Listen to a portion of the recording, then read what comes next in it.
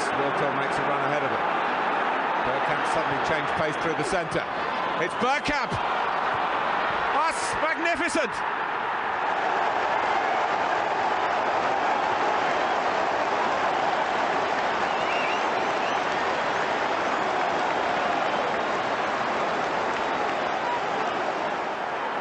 The move, and then this, which left Dabby's ass totally stranded. Hello and welcome to podcast number 1,642,481. That's just today. Thank God Ellis has cancelled because little baby has been sicky, which means I don't have to do another one after this. And I've just looked at it and I've changed the rest of them. I'm no longer doing them at 5, 6, 7, 8, 9, 10 and 11 o'clock. I'm starting at 6 and finishing at 10. Lovely. Because quite frankly, you people bore me. With me right now is one of the nicest people on Twitter, one of the friendliest, smiliest, happiest people there is in the world, even though he's just spent most of the last week being within touching distance of Mike Magic Feinberg.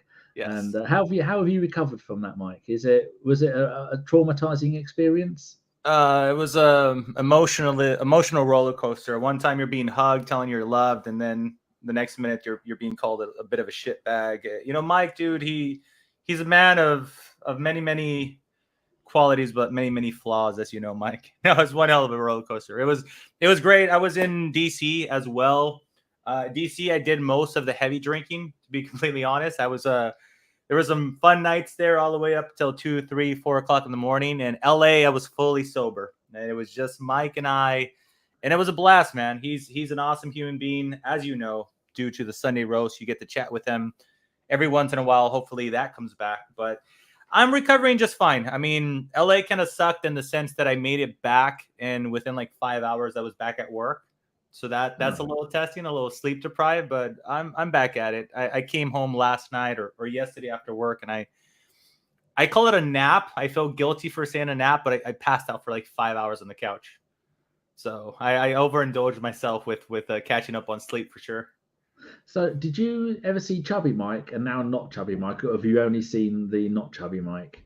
I could wrap my hands around him, and I mean I met the not chubby Mike. I like how this is a very political way of saying I met the chubby Mike, and then I met the not chubby Mike, and it's drastic, dude. And like I can't remember when was the last time I was in New Orleans, and that was the last time I was around Mike physically. And yeah, he was a lot heavier than me, and now he is, I'm going to say my weight, if not less. But yeah, he was close to jumping on me for me to fully be able to hold him up so I could sustain the weight that is one Mike Feinberg. But no, his wife was there. He didn't want to make it too weird. But yeah, it's drastic. It's completely drastic, but it's completely awesome. So he's a lot healthier, a lot mobile.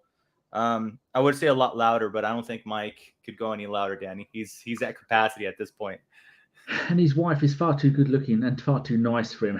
He must be paying her a fortune to stay with him, because she could have any man she wants. That's she's my funny, theory. She's good looking, and she's she looked after herself, unlike him, who's let himself go. So yeah, I could confirm that he's a doll. Yes, indeed. Tell people a little bit about your best named podcast out there, and a little bit about your podcast and where they can find you and what you're up to with it. It's my ironically named podcast, if you will. I am the host of Not Another Arsenal podcast. We call each other, AKA I think we're Lucas Podolski of Arsenal podcast. We like to have that little bit of banter and say we're the Nicholas Bentner, the Scalacci of Arsenal podcast, AKA we don't take each other too serious, even though we got two big brain gentlemen by the name of Kelly and Chris on. That's 312 Gooner and at South Metro AFC. And then, of course, Sebi V21 on Twitter. Sebi is my comedic relief. I absolutely love having him on. We just do it once a week. We very, very rarely do twice a week podcast. Because of the host, I damper the whole transfer talk. So like Tom Canton, Kaya, everybody's like hustling like absolute crazy, putting out all this transfer news and speculation. Summertime is when we take like every other week off, because I just can't do it, Danny. I'm not good with jumping into the transfer news. But during the season, we're consistent every Tuesday night. Ironically, I say that, and tonight this week in particular, we're gonna do Wednesday night. And I will say, when I say night here in America. So I think live in the UK, if you guys are watching, I think it's 3-4 o'clock in the morning for you guys over there, if I'm not mistaken. But yeah, for the most part, every single Tuesday at nighttime, 7 o'clock, 7:30 Pacific time, 10:30 Eastern time. And if you're in UK, more or less 4 a.m. So that's 4 a.m. Wednesday morning for you. So if you're ever up at crazy o'clock for no reason and you're stumbling around and you can't go to sleep, pay us a visit. That's not another Arsenal podcast. And again, Danny, you are too kind for even retweeting all that. And I'm telling you, you are too kind, man. You're too nice. I often watch it because I'm often in bed watching it, and I sometimes send you a little WhatsApp and say, "Yeah, I'm watching it." Yeah. Because when I'm watching it in bed, I'm watching it on my big TV with my Fire Stick, and you can't really join in with the chat on there because it doesn't have the availability to do it. So I sometimes get my phone out and do it that way. But I like it. You'll work well together. No, there's not anybody there that talks over someone constantly, which is what you find with a lot of Americans, because Americans are in general rude people who want to shout over everybody else. We're not rude people, but yeah, no.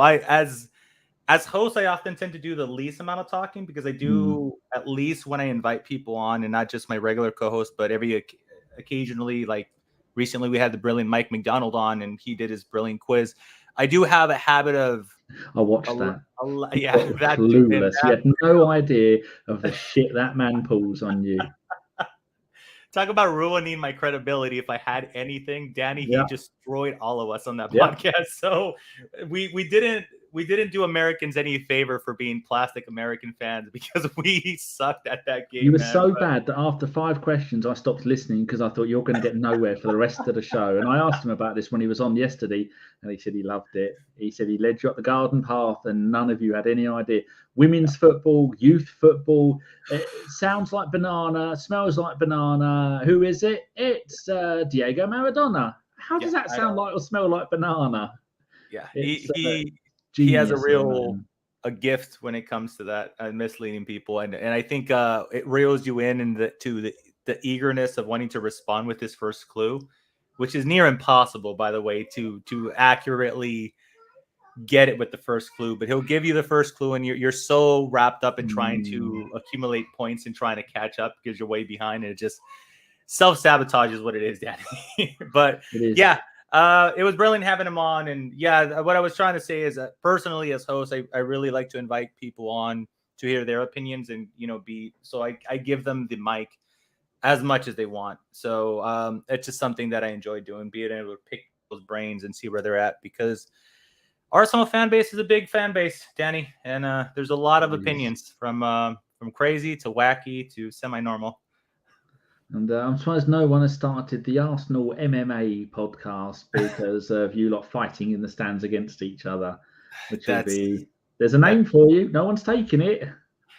I'll pass, Danny. That's the type of thing where, man, I just look at it and I'm just like, for fuck's sake, man. There used to be, please represent us a little bit better, David Duchovny did a TV series called Californication. You ever heard of it? Californication? Are we talking about the Red Hot Chili Pepper song? No, the TV series with David Duchovny from X-Files.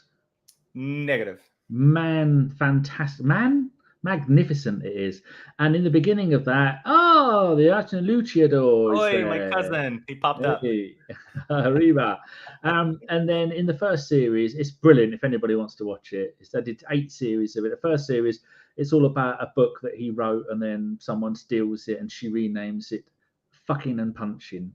So that should be a name for an American Arsenal podcast, Soccer and Punching. That's a solid name. I'll dig it. Yeah, no, haven't given it, but you'd be surprised of how much TVs and movie reference I don't know, Danny. Like it started off maybe almost a decade ago, I believe, where I just exclusively zoned into just watching football. Yeah. And it's not even large amount. It's like 2 to 3 games a week, maybe. If it's not Arsenal, it's Milan. And then after that, if you name me a movie or a show and you make a reference or drop a line, right over my head, Danny. Like I'm such a disappointment to all my co-hosts when they're talking about random like or really old, very classic, popular movies. They go right over my head, Danny. Yeah, I'm not that with music. I do not give a fuck about any types of music. I don't listen to. The only thing I listen to is I've got a compilation of 80s English pop music, and that's it. That's all I've got. Okay. Yeah. I mean, like Duran Duran and things like that. I can't even think of anymore. Madness and things like that. Just have that playing loudly. I love it. I listen to it for half an hour, and then I have no need for music for another week. I'm trying to think of like Chapstick, Toto. What genre? Toto Africa. What a tune I wonder what, like in today's, if that was considered rock back then, that was not considered rock now. But there's a few 80s, 90s band. Country by any chance? Johnny Cash? No, I mean that one song, "Take My Empire of Dirt" song. That is magnificent. The Man in Black, man. You were missing out on Johnny Cash. That's your homework for next time, Daniel. I'm gonna have you on the Not Another Arsenal podcast, and I'm gonna quiz you about Johnny Cash. I'm gonna give you a few songs. You can sum up country and western music with, "Oh, my dog got fleas, and my dog died, and my wife left me, and my house fell down." That's it. Just that over and over for an hour. Horses, soccer, and football. Starting punching. There you go. That's gonna be it. We're adding on it. Journey. That's another solid one, Russ. We're 11 minutes into it, and I haven't even got to the point of the show yet. Yeah. So to be fair, I don't mind hesitating and holding off because I'm just gonna make an ass of myself with these predictions, Danny. So let's go. Did you know that in StreamYard you can now put people down the bottom? They added new functions, I believe. I never used it, but when I was chatting, I was looking at some of the stuff that you were doing a little earlier with all the people that you interviewed, and I was like, oh, look at that. Danny's getting really creative with all that. So I pressed it by accident. I didn't even notice there. Eagles. Another Russ is killing it right now with the suggestions. Eagles. Surely you've heard of Eagles, Danny. No, of course, yeah, I've heard of both of those. Okay. Yes, just I don't listen to them. I don't like music. That's fair. You know about them, but okay. It's like I know who Spurs are, but I don't watch them. Okay, I can appreciate that. That is true. I will spend 10 hours a day listening to talk-based radio. In the UK, that's Talk Radio, LBC, and Radio 5. Occasionally, I listen to Talk Sport, but it's usually just got dickheads on it, so I have to turn it off. But all these channels are now just having adverts. It's like America. You used to get 15 minutes of talking and then a minute of adverts. Now the adverts are 2.5 minutes long, and I can't be dealing with it. Yeah, that's why I exclusively stream music. I don't turn on the radio just because of that. So I feel your pain. Yes. Get on with it, Danny. Right. So just to confirm your details that are on your passport, your name is Mike Hertz. Your Twitter is @MikeHertzFC. You've got that on your passport as well, I take it? That's correct. I mean, an American with a passport. I mean, yeah, probably not. And the podcast is @NAGuna, a podcast, because Elon, I'm talking to you, and I know you're watching, Elon. We need longer ats for our podcast names. Yes. Sort out Spaceboy, or else. That would be absolutely wonderful. Yeah, the first thing I need from you is who's going to be Premier League champions next season? Okay, I've been thinking about this as I'm listening to all your hosts and doing this prediction, and I think we've accumulated enough experience and quality and depth that I could say Arsenal is going to win it. That's what I'm betting on. The way I'm looking at it is we're currently, right? We have to analyze things currently. Right now, I think the quality of depth of City has reduced a little bit. And they might be focused in more on some cups that I'm going to award them, that they're going to make the big push. And I think Arsenal, look, Champions League is a beautiful thing, but I think push comes to shove. We know that he's going to push for both titles, for all 4 titles, if we're being honest. 5 if you're counting the Community Shield. But I do think that we have had a transfer window that is consistently closing our weak points, if you will, right? We're becoming a little bit more fail-proof because the 2 seasons ago, if Xhaka or any midfielder gets injured, who do we have?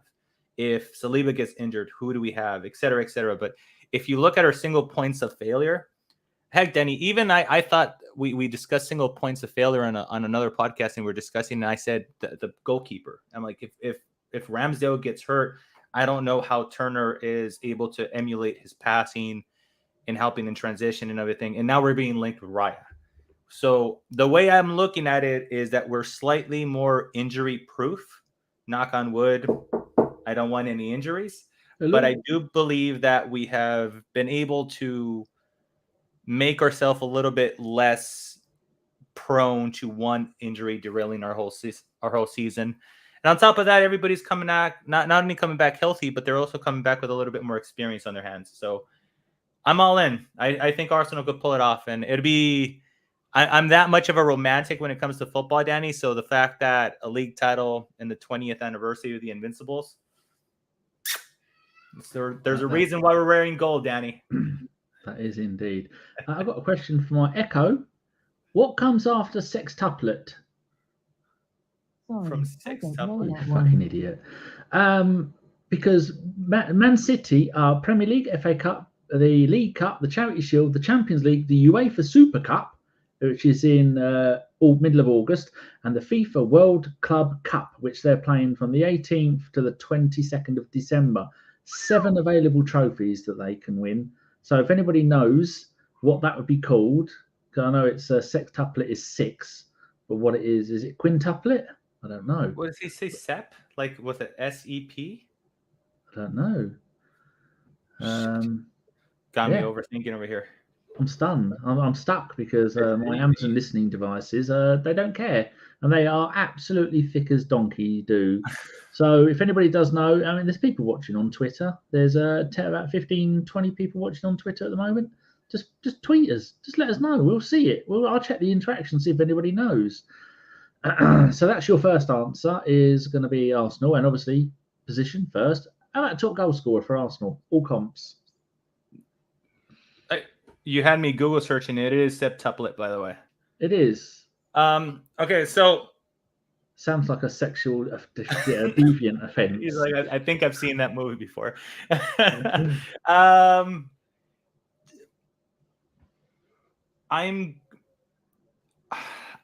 going with Saka, and it's solely because currently I see Trossard being able to take minutes off of both Hazard and Martinelli. Yeah, Saka seems to have an incredible engine. Martinelli is, he's rarely injured and runs himself like a dog too. But if I'm going based on last season, one of the players that came out a lot and frequently is, Martinelli, and it was because Trossard is an absolute baller. He played in LA, and I had the privilege of watching 2 of his goals on the goal side where I was at, and he's absolutely amazing. I can't believe that we brought him in for so little and he's impacting so well. But he could play left 8, but most likely I think he's going to slide into that left wing position a lot. So if there's a player that's going to be rotated out slightly a little bit more than Saka, it's going to be Martinelli. So for me, this becomes like a number game. I think both of them are fairly lethal. Both of them have been scoring double-digit goals. And that's my son disagreeing with me in the background. I apologize. Danny knows, unfortunately, what he gets himself into when he invites me on. The sounds of kids having fun is always a good thing. Yes, absolutely. So yeah, I'm gonna say Saka because of the minutes that he's gonna play. And Gabriel Jesus, whilst he did end up scoring, I think 11 goals in like 20-something games, 26 games or so last season. I do think he is one of those clinical. His strength might not be 100% goal scoring versus assisting. And I know that might seem a little wild to say that about a striker, but if we're looking at like Benzema with Ronaldo at Real Madrid, when he was there, Benzema made a living of being the supporter for Ronaldo tap-ins. And I think Gabriel Jesus might serve that purpose for us. So Bukayo Saka it is for me. I agree with that. Most people do agree.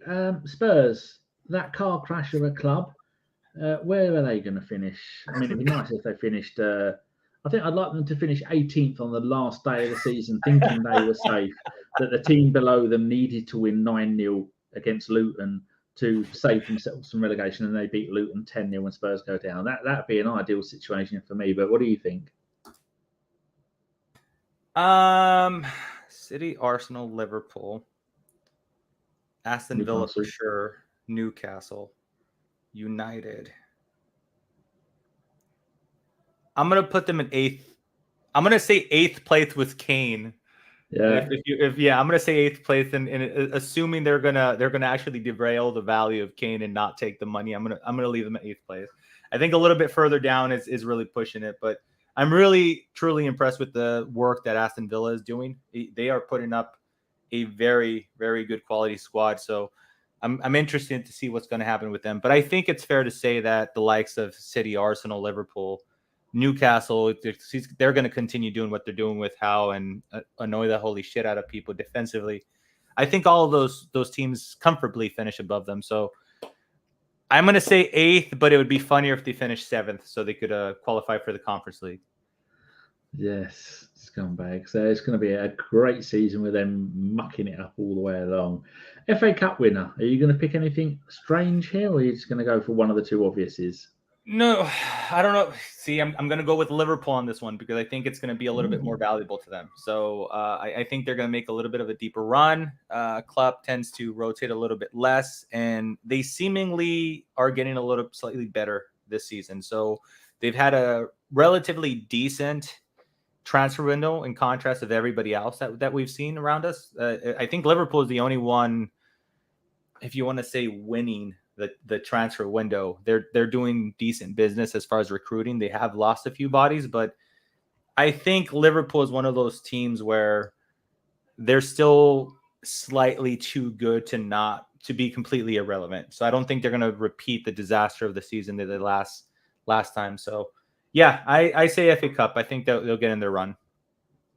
They are on part two of a massive rebuilding structure. I mean, all those midfielders that they've lost, that is not going to be easy to come back from that. So I hope they don't, but they probably will be, because that's what the kind of club that they are. They've got enough money to throw at everything, haven't they?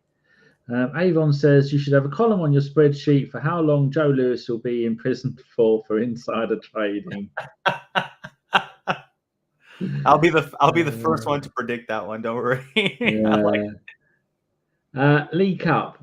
Are you going to go for a one that no one's thought of yet, or are you going to stick to one of the big ones? No. You know what? I really like Aston Villa, and it's probably due to the quality of the squad that they're putting together that I mentioned. Also, Unai Emery loves them cup competition, so I could totally I could totally see them weaseling themselves in. I tell you what, because you highlighted on the screen, not a lot of Brighton love, and Brighton is a really good quality team. Yeah, so not a lot of love for them thus far, but I could see them making a push for sure. But I'm going with Unai Emery's patented cup win. He's going to pretend that it's the Europa League and just smash it, whilst also doing it in the Europa Conference League and doing well there. The big one for someone who likes European football like I do is the Champions League. Can you see further than any one of the big 4 or 5? No. So I'm currently stuck on Manchester City winning it again. They're going to do the double, and I'll let the record and on recording say, and this is the preface it by saying, if Real Madrid does not obtain Kylian Mbappe. Yeah. But I get, you know what, Danny, put me down for Real Madrid. I think they're going to get Kylian Mbappe. I think the deal is going to happen. I at the very least, they sit at PSG, and I could see them doing absolutely nothing, but I don't see it happening. So, and with that said, on the following prediction, I am going to be a cheeky bastard right now, and I'm gonna pull out of the Haaland, and I'm gonna say Mbappe is gonna score 30 goals in La Liga when he's playing for Real Madrid as center forward. Wow. But then again, if Messi and Ronaldo used to get 40, 50, 60 goals all season, I mean, I think Messi once got 71 goals in a season. Mm-hmm. Mbappe is good enough to do that with Real, all competitions, isn't he? Yeah, I could totally see him, and maybe it's not going to come everything from the Champions League, even though like Mbappe's proven. Look how many goals he has. Has he already matched or surpassed both Ronaldo and Messi for World Cup goals? I think it's something like, I think I saw it in the last one. It was kind of a joke where they said that Ronaldo and Messi dragged themselves to 7 goals or something like that, and Mbappe is already even or something like that. So I'm going to go with Kylian Mbappe because I'm going to get my wild speculation that he's going to play for Real Madrid this upcoming season. He's going to have Jude Bellingham behind him, which is one hell of a player, which was my dream player. That's the type of player I'd buy in FIFA, Danny, for the Arsenal. So that goal scorer is a Premier League goal scorer, but all competitions. I know it's after Champions League. You got me. Yeah, so that's why no one's picked those other ones. It's got to be playing in the Premier League, but all competitions, including Europe. Man, Danny, you're gonna make me say Haaland, and I don't like you for it. So I'm gonna go with 52 goals in 53 games last season. His debut season. He's kind of good. So he's kind of good, and City kind of tend to score a lot of goals. So yeah, it's really difficult not to say Haaland. I gotta see who said Martinelli, by the way, because I love the optimism. Same old AFC. Was that Suburban Goon you had? Okay, yeah, I absolutely love that from Chris, by the way. Martinelli, I love it. Look what Mike McDonald picked. And oh wow, and Cuckoo, Chelsea now, right? They bought him from Leipzig, I believe. Yeah. Yeah, I don't know if you remember, Danny. Remember Unai Emery wanted him at the Arsenal? No, I can say I did, but I'll be lying. Yeah. It was one. We were strongly linked with him. It was one of those where it was the first year that Unai was here, and it just never happened. Unai never. I'm gonna say had the pull that Arteta did out the gate with the whole board, but he is one of those players that I remember that we were linked for like a month. It was one of those let's track planes and pending medicals type of situations, and then next thing we know, he turns up in Germany. He was at PSG for a few years, wasn't he? Correct. Yeah, Unai and him left the same year, if I'm not mistaken. Did nothing at PSG. I mean, he was virtually still in nappies. But I don't rate him. I don't rate him at all. What is it? I think I looked earlier. He's 5'8", 5'9". Yeah, and like Russ Morgan puts here, and Nkunku isn't even really a forward. But that's the way of modern football, isn't it? Yeah. You're like, what's from somebody that is desperately in love and misses the 90s football. I don't know what really a forward is. Like, I think Haaland is the closest thing to an actual forward because now the majority of quality strikers have become so diverse in their qualities. There's so much more expected from so many different positions in football, and being a striker is one of them.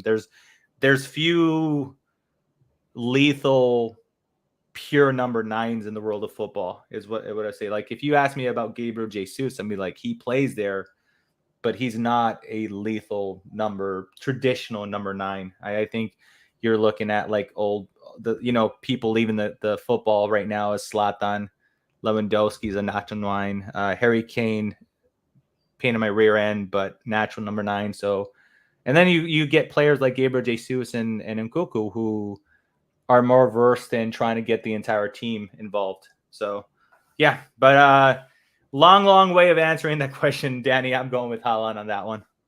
Fair enough. Squeezed it out of me. I like that's the most Mike McDonald thing ever, by the way, though.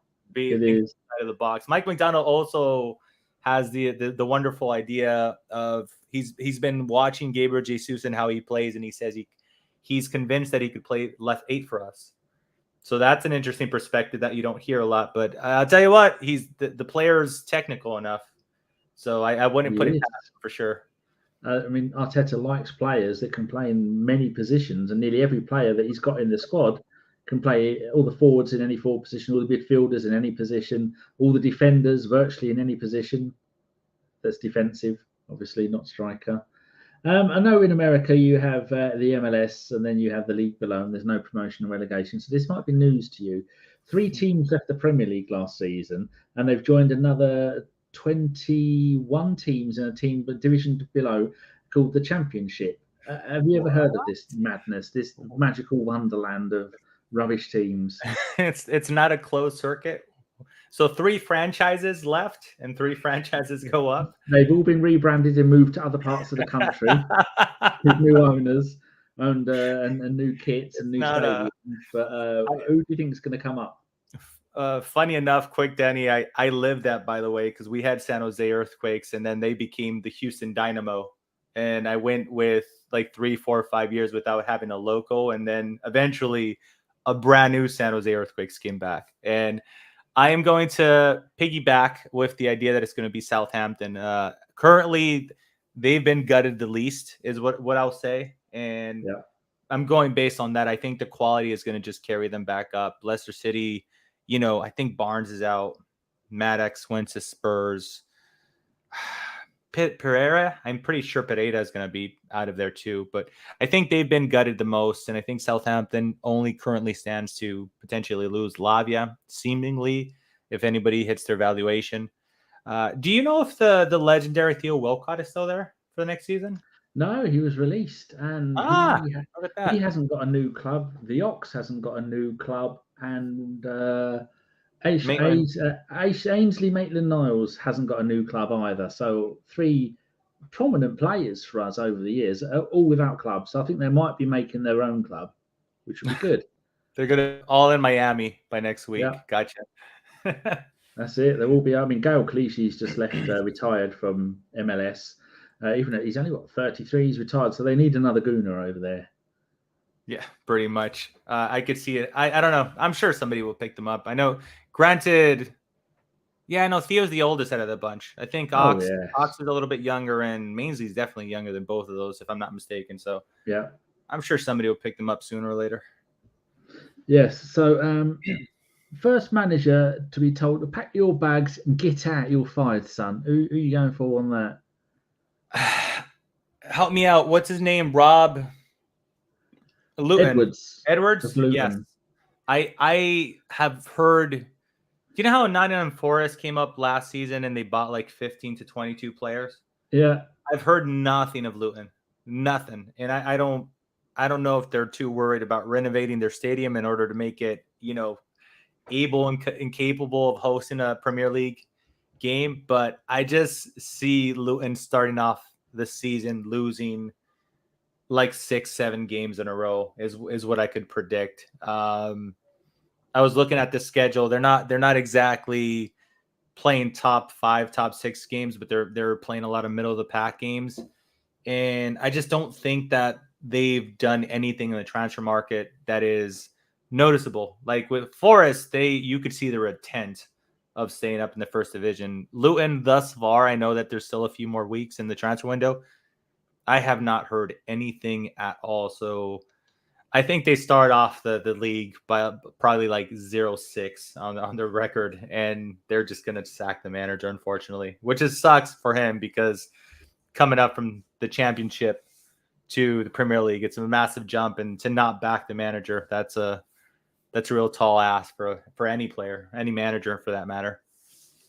My hatred for Luton Town is much widely known. I hate them. I can't stand them. I don't like the place. I don't like the team. I don't like the players. I'm too young. Now the ex-Arsenal player who was there, Henry Lansbury, has left Luton and actually retired at the age of 32 because during lockdown he was looking at his garden thinking, I need some compost. And his wife said, why don't you make compost that isn't harmful to the environment?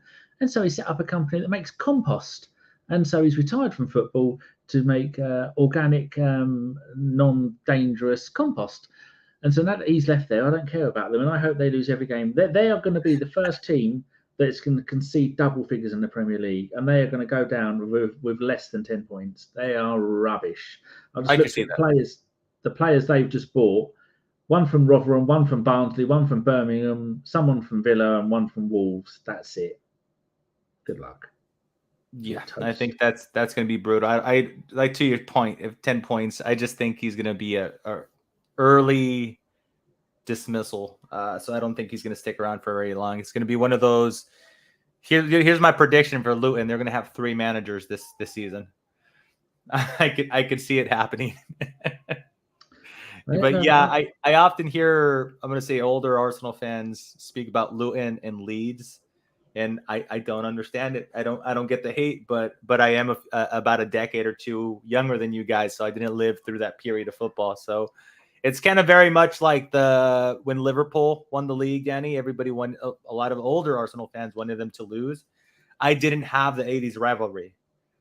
It went right over my head. Like, I know the story, I know Anfield '89, but I never grew up with the dominant Liverpool side. I grew up with the mid-table, sometimes in Champions League, sporadically Champions League winner Liverpool. So they were always, and this sounds horrible to use this word, but they were always kind of irrelevant.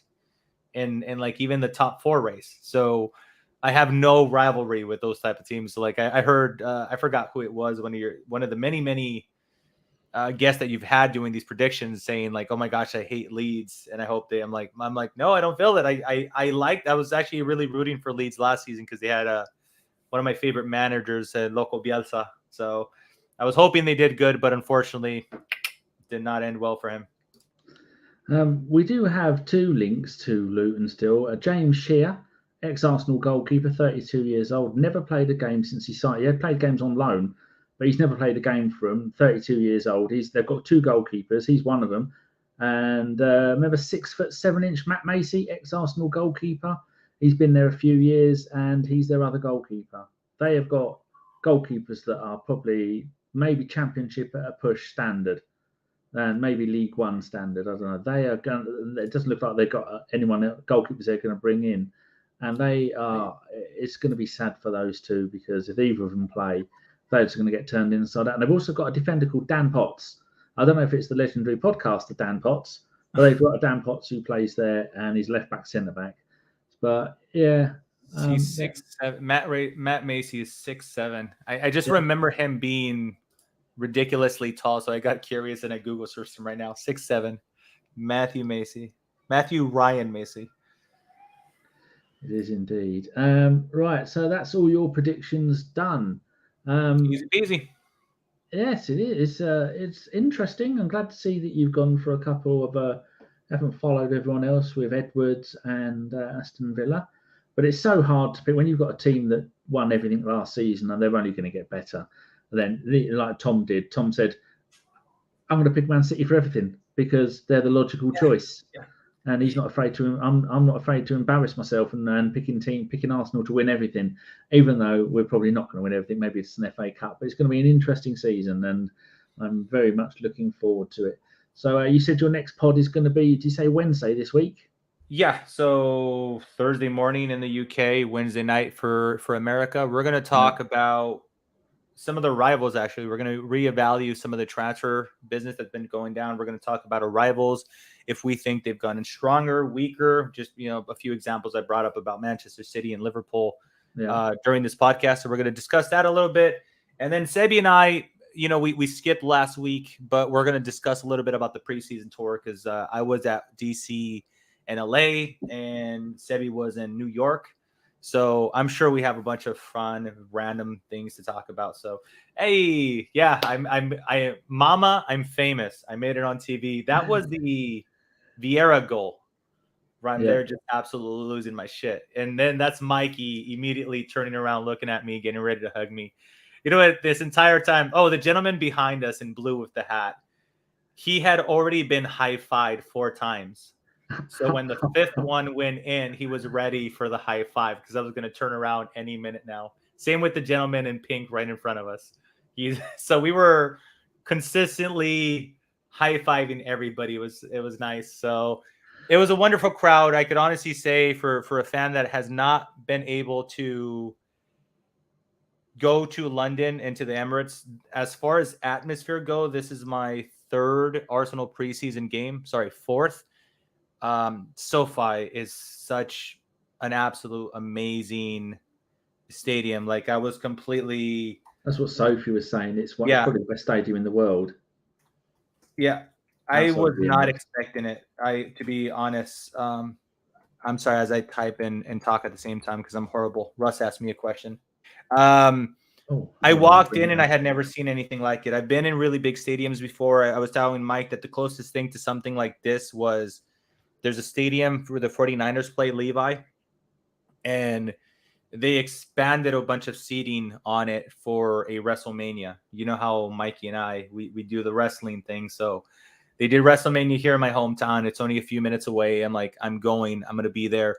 And it was like 100,000+, and I had never been around that massive volume of people. So it was surreal to say the least. But yeah, the SoFi, to be in the supporter group with other Arsenal fans who chanted the 90 minutes, chanted before the game, after the game, under those floodlights in a massive stadium, almost sold out to capacity, all 70,000 seats. with one of my best friends in the Arsenal universe. I gotta say, I am not gonna forget that trip anytime, man. So it was absolutely brilliant. Yes, it's lovely, and it's lovely. I'll put all the links to your YouTube and your Twitter. Put the URLs in the chat. Thank you so much, man. Yeah. So people go and follow that. You won't be disappointed. They're quite clever with what they do and what they say, and it makes sense. And even though they are all Americans, it's not. I mean, I listen. It's one of the few that I actually subscribe to with my own personal YouTube account. There's only about 9 or 10 podcasts that I listen to that too. Now Russ is asking about WrestleMania. Well, we're not talking wrestling, although I do like a bit of wrestling. We're not talking wrestling because it's time to go. Randy Orton and Seth Rollins for that particular WrestleMania. Russ, anything after about 1998 is shit. But if I continue talking about wrestling, Danny's gonna just end the stream pretty soon. So I still watch all the old stuff on a daily basis. There's a Twitch channel that streams it all, every Raw, every SmackDown. They go from like the late 80s all the way up to current, and they stop and they go all the way back again. Sometimes they do WCW as well. It's great stuff. Ooh, right, Mike, Thank you very much. It's been a pleasure to have you on. No, thank you, Danny. I really do appreciate it, man. And yes, good luck podcasting for the next season, and hopefully a lot more people will find out and come and watch you, because well, if I enjoy it, then other people should enjoy it. And if you manage to wash the stink of Feinberg off you, you won't be doing too bad. Love it. All right, mate. Say goodbye to everybody, and then I will end the show. Cheers. Live chat. Thanks for dropping by. Appreciate you all. I'll catch you next time. As soon as I scored that goal, I was fucking livid. Get down, dog. Splendid business. He nearly caught the bloody thing. What are you talking about? So I was just eating a full quiche. Well, you don't often see them at it. So when you see them in the supermarket, they need to be swagged, microwaved immediately, and get the brown sauce on and bosh, Bob's your uncle. Never in doubt.